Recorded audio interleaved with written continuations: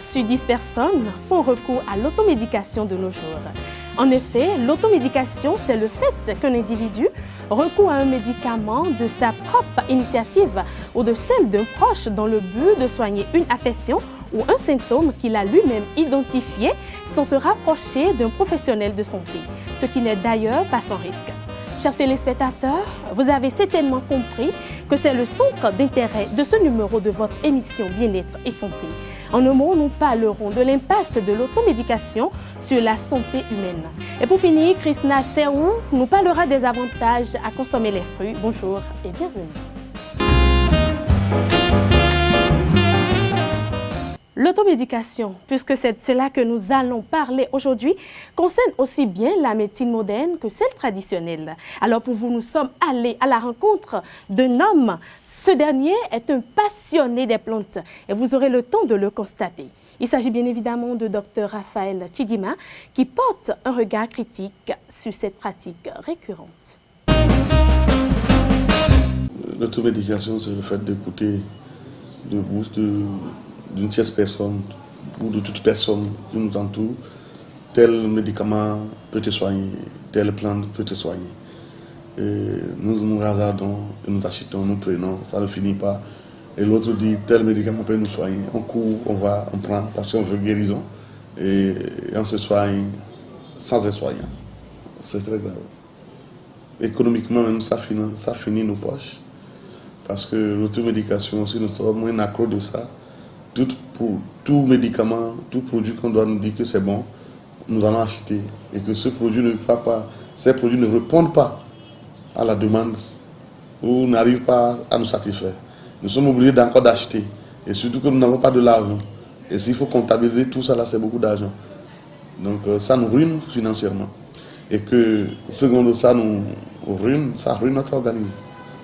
Parce que sans savoir, tout ce que nous prenons a des contre-indications. Pour qui dit que les plantes n'ont pas de dose? Ça sera menti. Les plantes ont des doses. Il faut voir un spécialiste qui va te donner de doses. Même si c'est même au téléphone, tu vas indiquer une plante à quelqu'un. Normalement, celui à qui tu indiques la plante te demande comment je vais prendre. Il demande la dose. Dire que ça n'a pas de dose, il faut boire simplement, non, ça n'a pas de sens. C'est pourquoi je dis l'automédication en phytothérapie est encore plus pire et plus grave qu'au niveau de la médecine conventionnelle. Parce que je ne suis plus là-bas, j'ai quitté là-bas, je suis dans la phytothérapie. Et je suis plein dedans. L'automédication dans la phytothérapie, c'est plus grave. Parce que nous avons des plantes toxiques. Nous avons des plantes toxiques. Et nous avons des plantes que quelques organismes ne peuvent pas utiliser. Donc il faut maîtriser ces plantes toxiques. Ce qui est toxique dedans. Et qui peut prendre, et à quelle heure, comment. Avant d'indiquer à quelqu'un. Supposons que je prends un exemple typique. Nous avons la plante d'habitude qu'on appelle CCU en India, ou Aurelia, le nom scientifique, Florinda, le nom scientifique. C'est une plante qui soigne les trichomonas, l'infection de la femme. Ah oui, les abîmes sont soignés. Les candidats albicans sont soignés. Mais, c'est une plante qui contient de conosine, qui est une sorte de drogue. Que si la personne prend ça après 16 heures, il ne va pas dormir, il va faire que des cauchemars. Ou si la personne a un organe plus faible, ça peut tourmenter son cerveau et peut commencer à développer un surménage. Mais c'est une plante super efficace pour les femmes. On peut l'associer aux racines de quinquilibre pour rendre quelqu'un qui a azoospermie très efficace. On peut corriger l'azoospermie, l'oligospermie, l'actinospermie d'un homme avec ça. Et on peut le prendre et l'utiliser avec d'autres plantes pour soigner l'infertilité de la femme. Mais il faut voir le nombre de couples qui ont besoin de cette plante. Maintenant, il faut que toi, tu maîtrises avant de dire à la personne de prendre. Moi, je sais que si tu prends ça seul, tu ne dors pas. Et que voilà qu'il faut prendre le soir. Je sais que si on le met dans le sourabi, on peut dormir. Sans le sourabi peut détruire la conosine qui est une drogue dedans. Ou le miel peut détruire la conosine qui est le miel dedans. Qui est du drogue dedans. Il suffit tout simplement de dire à la personne, après avoir fini de préparer la tisane, il faut mettre un peu de miel ou bien il faut mettre un talon commun de sorabi dedans et tu bois. Mais la personne, lui ne sait pas qu'il y a colésine dedans. C'est toi le soignant qui lui indique qu'il y a colésine, de prendre, lui prend. Et il n'a rien. Mais supposons que lui indique à quelqu'un, ah, moi j'avais tel problème, hein, j'avais juste permis, ça ne marchait pas. J'ai vu un docteur qui m'a dit de prendre CCU. Cherche l'écorce et les racines, tu prépares, tu bois. Et la personne boit, commence par faire des démences, commence par dérailler, commence par faire des cauchemars bizarres, commence par frapper sa femme à la maison. Vous comprenez ce que ça peut dire? Donc il faut voir un spécialiste. C'est tout. Un spécialiste. C'est lui qui connaît. C'est pourquoi il est spécialiste. Si on dit les plantes n'ont pas de dose, les plantes ne sont pas toxiques, je dis non. Hein. Il y a des plantes qui tuent. Ah oui, la plante qui détruit les kystes, les myomes, les fibromes, c'est les racines qu'on utilise. Vous connaissez la jacabandi que les gens vendent dans le marché? C'est les feuilles de la plante là qui font la jacabandi. C'est les feuilles là qui font la jacabandi. Donc, c'est plus que poison, c'est plus que toxique. Et qu'aujourd'hui, si on dit, on l'a empoisonné, il est mort, c'est les feuilles là, les gens utilisent pour faire des poudres. Et on met dans la nourriture à quelqu'un, il meurt. C'est les feuilles de ça. Maintenant, les racines, il faut toujours les mettre dans sorabi qui n'est pas sorabi frératé. Sinon, si tu mets dans sorabi dans lequel on utilise l'eau, tu prends poison, tu meurs. Maintenant, pour détruire les kystes, les fibromes, moi, il me faut aller chercher les racines là. Je les coupe à petits morceaux et je mets le frais sorabi, le plus bon des sorabi, qui est le nôtre là. Le sorabi dans lequel on ne met pas de l'eau. Je prends ça, je mets dessus. Et je fais l'alcoolature pendant 2 semaines et je filtre. Parce qu'après ça, ça prend la couleur du sang, c'est rouge, tu ne verras même pas, tu n'auras même plus le goût d'alcool dedans. Mais tu donnes ça à celui qui a fibrome, qui a kyste, qui a myome, cette tumeur se disparaît, se fond. Et la personne dit que tu le soignes. Voilà, je suis en train de soigner. Maintenant, voilà un enfant qui va me voir, quelqu'un, un collègue qui va me voir, chercher la racine là. Et il met ça dans sorabi.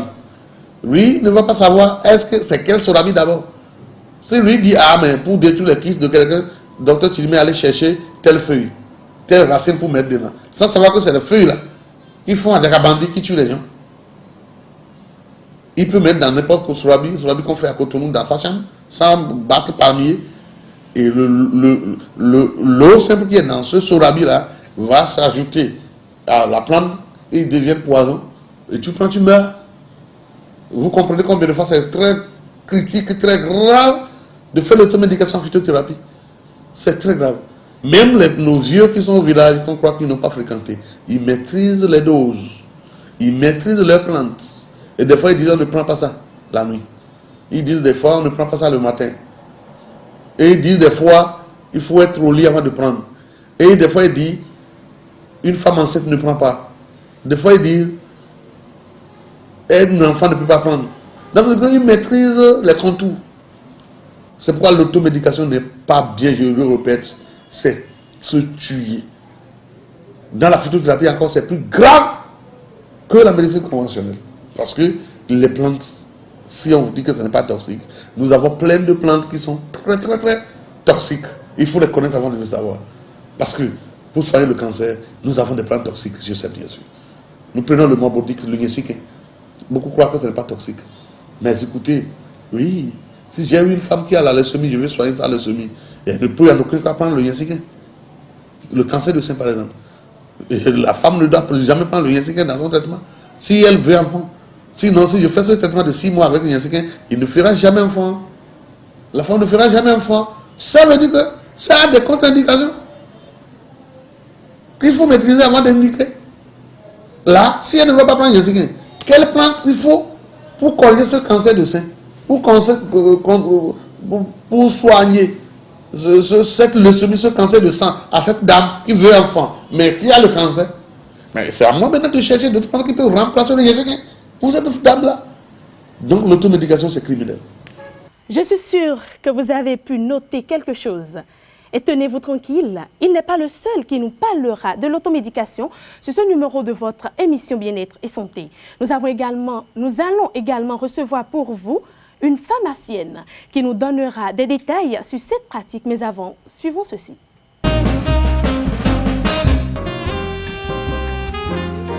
À mon humble avis, je crois que c'est pas une bonne chose le fait de se soigner à la maison soi-même, ou bien les vendeuses de la rue pour se soigner n'est pas une bonne chose. La meilleure solution, c'est d'aller à l'hôpital, de se faire consulter par un médecin et prenez les médicaments, les conseils, suivre les consignes comme nous demandent les médecins. Mais de se soigner à la maison, en tout cas, c'est très dangereux. On dit que l'automédication est une mauvaise, c'est à même rayé, c'est une mauvaise chose. C'est une mauvaise pratique. On ne doit jamais, surtout les femmes enceintes. D'abord même, quand tu es enceinte, même l'infirmier ne peut pas te traiter. Il y a une dame qui est enceinte, une gestante, je vais dire. Sans rien dire, elle, je ne sais pas de quoi elle souffre au juste. Elle est partie prendre des médicaments du marché qu'elle a avalé et quelques minutes après, c'est le saignement qui a commencé. Le saignement qui a commencé et puis la femme là, au lieu de revenir, au lieu de vite venir à l'hôpital encore, on lui a conseillé encore, la même personne qui est en train de vendre les médicaments, lui a conseillé encore d'autres médicaments qu'elle est partie reprendre. Et ce qui s'est passé, c'est que elle est décédée, il faut dire la vérité. Au moment où on l'a amenée à l'hôpital, nous, on ne pouvait plus rien faire. Elle était déjà dans un coma profond.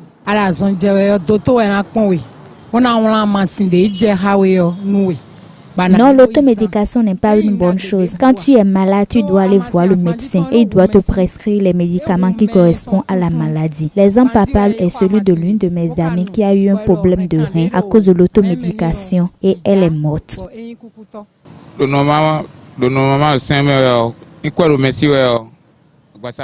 faut normalement aller à l'hôpital et consulter un médecin. Mais face à la morosité économique actuelle, les gens préfèrent l'automédication.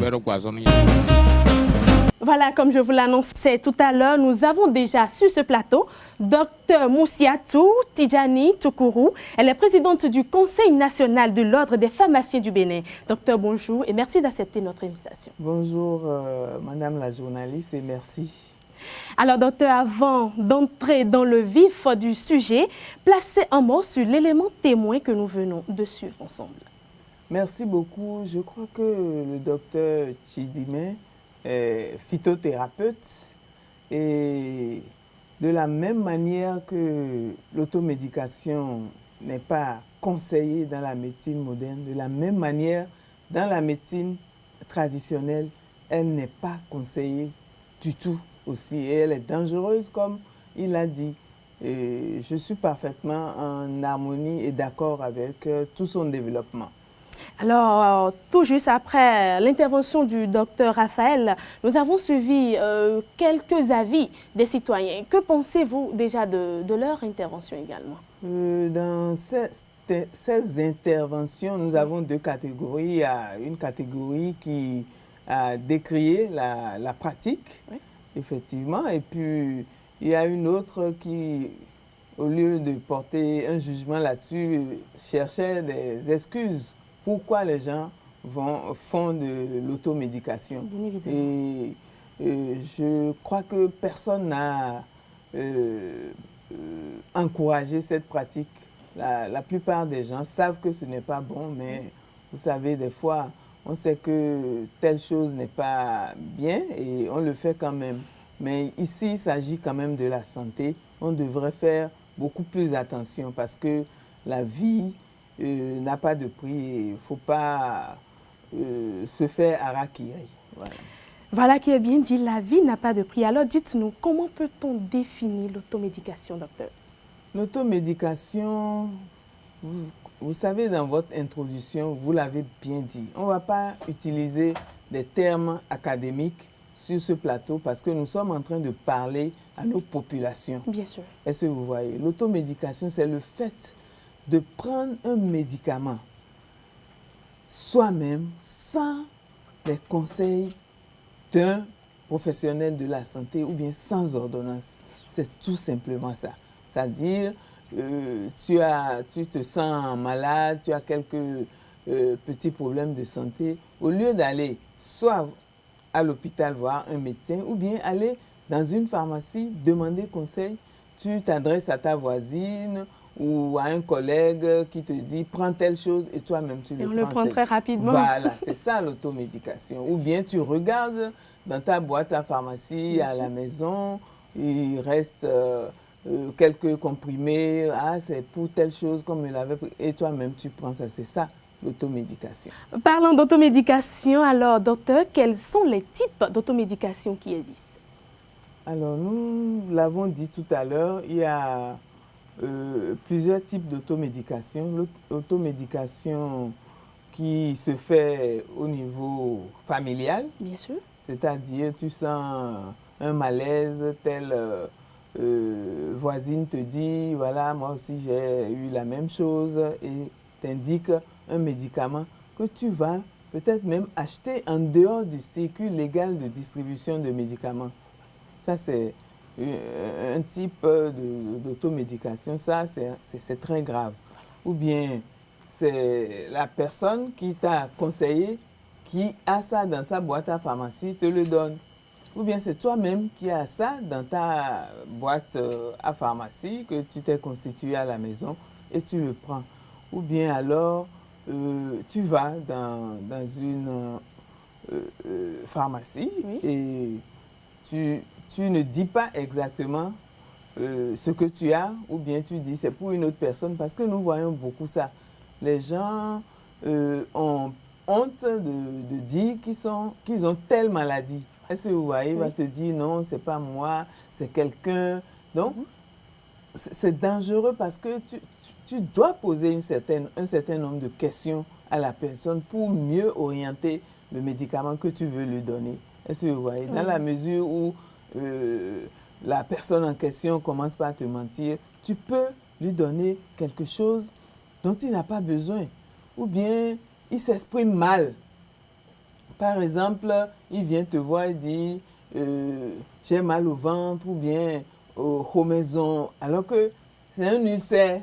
Voilà. Est-ce que vous voyez? Donc, toi, tu vas lui donner autre chose. Donc, dans tous les cas, ce type d'automédication, elle est dangereuse. Elle est déconseillée. Déconseillée. Il faut...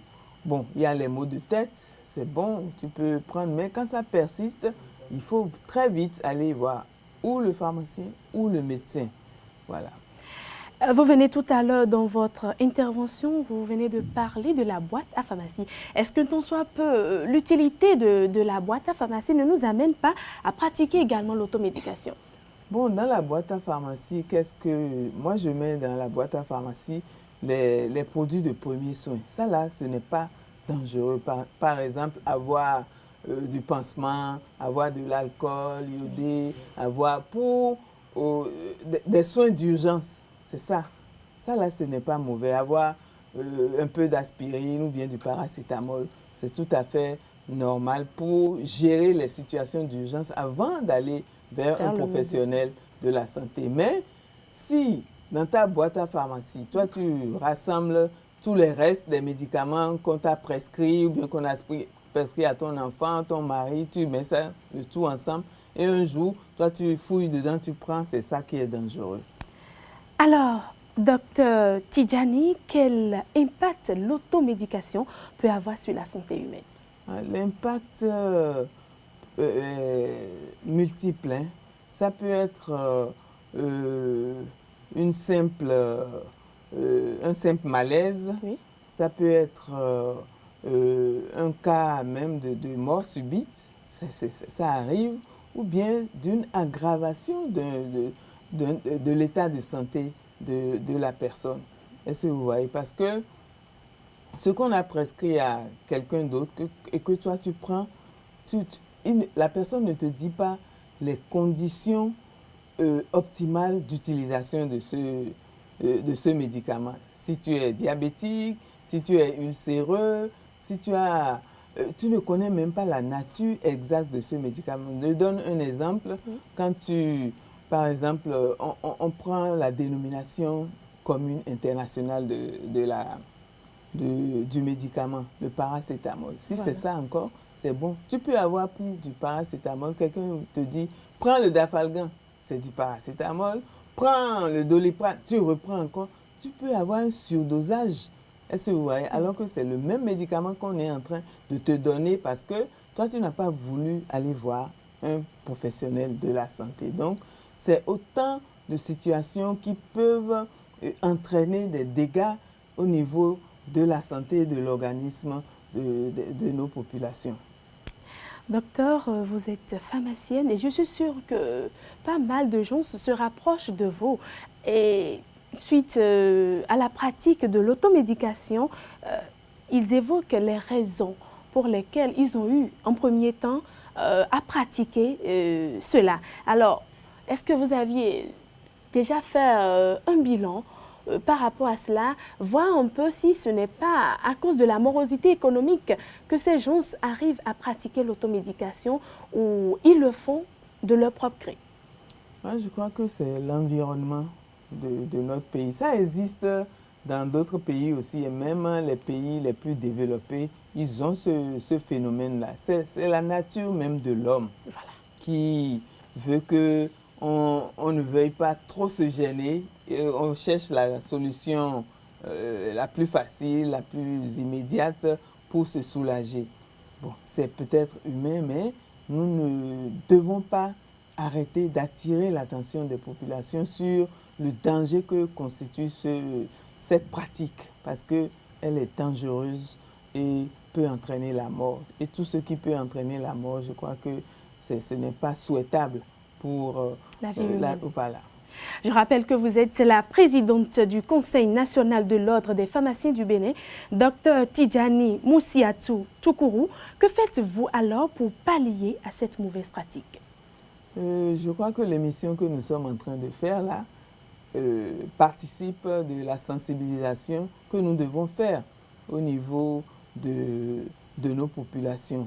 Et ce n'est pas la première émission à laquelle je participe dans ce phénomène. On le fait le plus souvent possible. Et au niveau du comptoir à la pharmacie, nous essayons quand même de sensibiliser aussi la population. Nous avons des spots qui passent au niveau de la pharmacie. Nous avons des écrans au niveau, en tout cas moi je l'ai dans ma pharmacie, où on fait passer ces petits conseils-là. Et aussi, quand quelqu'un vient vous voir pour vous demander, on a dit d'aller demander les conseils d'un professionnel, c'est de dire à la personne, ça là que tu as, il faut aller voir nécessairement le médecin. On refuse de donner le médicament. Est-ce que vous voyez? Donc, il faut pratiquer de l'automédication responsable. Responsable, ça veut dire quoi? Se rapprocher d'un professionnel de santé qui va vous conseiller et qui va vous dire ce qu'il faut faire et ne pas s'arrêter à ce premier geste-là. On peut vous donner un calmant, mais tout en vous disant d'aller voir tel spécialiste parce que les symptômes que vous avez dénotent d'une gravité de votre situation. C'est ça l'automédication responsable et c'est à cela que nous devons convier les populations de se faire toujours assister par un professionnel de la santé pour les guider. On ne peut pas bannir totalement l'automédication. D'ailleurs, il y a des médicaments dont on n'a pas besoin d'ordonnance pour s'en approvisionner. Est-ce que vous voyez? Mais dans ce cas aussi, il faut essayer d'avoir les conseils d'un professionnel de la santé pour prendre les médicaments dont on n'a pas besoin d'une ordonnance pour s'en procurer. Alors, parlons de conseils. Prodiguez alors des conseils à l'endroit des citoyens qui aiment pratiquer l'automédication. Ce que je voudrais leur dire, c'est que même si ils ne peuvent pas aller chez le médecin, les pharmacies sont là. Les pharmacies sont ouvertes à tout le monde. Tous ceux qui viennent en pharmacie, ne viennent pas pour acheter. Il y en a qui viennent pour prendre des conseils et ressortir. Nous sommes là pour ça. D'ailleurs, quand on parle de dispensation, on donne le médicament avec des conseils appropriés. Parce que chaque médicament a ses spécificités et on doit respecter un peu ces spécificités pour tirer un bénéfice de la prise de ce médicament. C'est peut-être un médicament à prendre à jeun, c'est un médicament à prendre au milieu du repas, à ne pas prendre les soins. Donc, tout ça là contribue à la sécurité et à l'intégrité de la personne humaine. Et il n'y a que les professionnels de la santé pour vous accompagner dans la prise des médicaments en automédication. Docteur, on ne saurait vraiment tout dire aujourd'hui. La pharmacie, les médicaments, oui, mais à côté de tout cela, je suis tout de même persuadée que vous consommez également des fruits pour le maintien de la pleine forme, n'est-ce pas?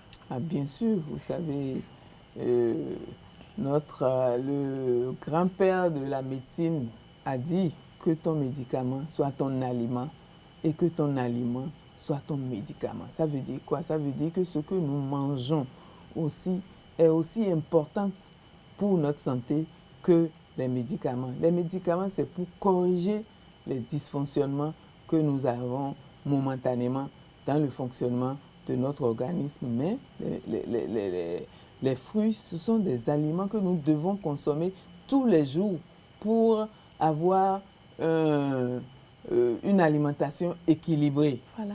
Nous avons des fruits, nous avons des légumes. Il faut tout combiner pour avoir une bonne santé. Donc les fruits aussi. Vous savez, il y a des gens qui font de la thérapie végétarienne. Vous savez, des gens qui ne mangent que des fruits pendant un certain temps. Mais ce n'est pas conseillé. Moi, je crois qu'il faut une alimentation équilibrée. Fruits, légumes, protéines, etc. Et toutes les catégories d'aliments qu'il y a pour avoir une alimentation équilibrée et entretenir sa santé. Alors, je vous invite à rester avec nous pour en savoir plus sur le fruit du jour. C'est à travers la rubrique Astuces fruits. Bonjour Krishna. Bonjour Tatiana. Alors, quel fruit allons-nous découvrir dans ce numéro? Aujourd'hui, on parlera de l'ananas. De l'ananas? Oui. Wow, un fruit que j'aime bien. Alors Krishna, place à vous. Bonjour chers internautes, votre rubrique Astuces et fruits propose comme fruit l'ananas. Des travaux scientifiques des années 1960 et 70 ont montré que la broméline contenue dans l'ananas a des vertus anti-inflammatoires. L'ananas contient de la broméline, une enzyme qui permet de lutter naturellement contre les cellules cancéreuses, notamment le cancer du côlon, du sein et de l'abdomen. Bon pour les os, source de mayonnaise essentielle à la santé des os, l'ananas aide à réduire la perte de densité osseuse. Toujours grâce à la broméline contenue dans l'ananas, elle permet de lutter contre l'anti-inflammation. Il guérit les gonflements et peut éliminer les tissus morts et endommagés qui laissent les brûlures. Empêche la formation des caillots sanguins. Riche en broméline, l'ananas fluidifie le sang et limite la coagulation des plaquettes. Ainsi, il réduit les risques de caillots. Chez les personnes ayant une coagulation sanguine importante, l'ananas favorise la digestion. L'ananas décompose les protéines et facilite donc la digestion. Malgré ses vertus, l'ananas a des inconvénients. Ce fruit fait en effet partie des aliments histamino-libérateurs. Sa consommation entraîne une libération d'histamine dans l'organisme qui peut provoquer chez les sujets prédisposés des réactions allergiques comme l'urticaire. Ce sera tout pour votre numéro Astuces et fruits. On se donne rendez-vous pour un autre numéro. Vous n'allez pas nous donner rendez-vous pour un autre numéro sans consommer l'ananas devant nous, hein, Krishna. Et j'invite également docteur à également consommer cela. Voilà. Moi, si je ferais pareil. C'est vraiment délicieux. Docteur, un mot sur la consommation de l'ananas. Oui, je crois que Krishna a tout dit. L'ananas, surtout l'ananas du Bénin, moi je suis fière de notre ananas. qu'on ne valorise pas assez, l'ananas pain de sucre. C'est une variété qui est spécifique au Bénin. Donc nous devons en consommer tous les jours et valoriser ça pour pouvoir exporter et développer cette filière au Bénin, parce que je sais qu'il y a beaucoup de gens qui cultivent l'ananas, donc ça va nous aider à plus consommer. À plus nous développer et trouver du travail à nos jeunes. La filière ananas est une filière qu'on doit booster et faire beaucoup de marketing autour. C'est une filière porteuse. À vous entendre, alors je suis sûre que vous aimez consommer l'ananas. Oui, j'aime consommer l'ananas et comme Krishna l'a dit, il y a beaucoup de gens qui sont allergiques aussi à ce fruit-là, parce que c'est un fruit qui libère beaucoup d'histamine. Et ceux qui sont sensibles à ça devraient faire attention. Ce n'est pas parce que c'est bon. Si tu es allergique à un aliment, il ne faut pas en manger. Voilà. Merci à vous, docteur. Merci à vous également, Krishna. Merci, Tatiana. Mesdames et messieurs, c'est déjà la fin de cette émission. Mais avant, retenez que la force est une félicité et la santé un paradis. Et sans la santé, il n'y a point de clairvoyance morale. Merci de nous avoir suivis. Au revoir.